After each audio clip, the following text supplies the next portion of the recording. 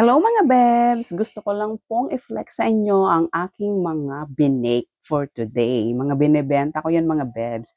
And ito is yung aking chocolate marble banana loaf.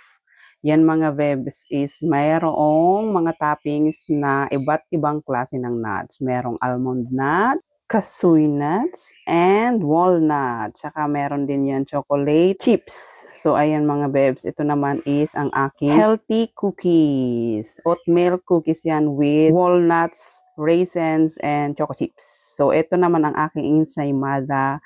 Cream cheese ang palaman niyan mga bebs, yung color white. Then ito namang isa is ito yung chicken floss with custard mayo fillings.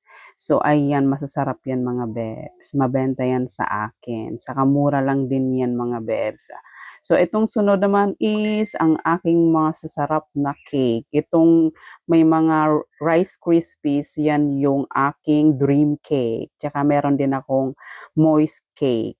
So, ito na nga pala, nakapack na, may takip na yung aking chocolate marble banana loaf. Kaya bili-bili ng mga suki, presyong Divisoria. So, ito naman mga bebs, ito yung aking new product. Pero dati na akong gumagawa niyan, kaso mga holidays lang ako gumagawa.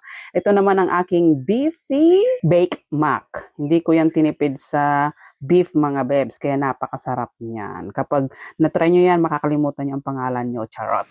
So, ito na nga mga bebs, nandito na kami sa pwesto namin. Dito lang yan sa bayan, sa Taytay Rizal. Dito kami nakapwesto sa bilihan, sa labas mismo ng bilihan ng Uratex Foam. Tapat po yan ng Bernardo's Kainan. So, ayan ang aking mga binibenda for today's video. So, yun ang aking anak tindero, pero nagsiselfone lang.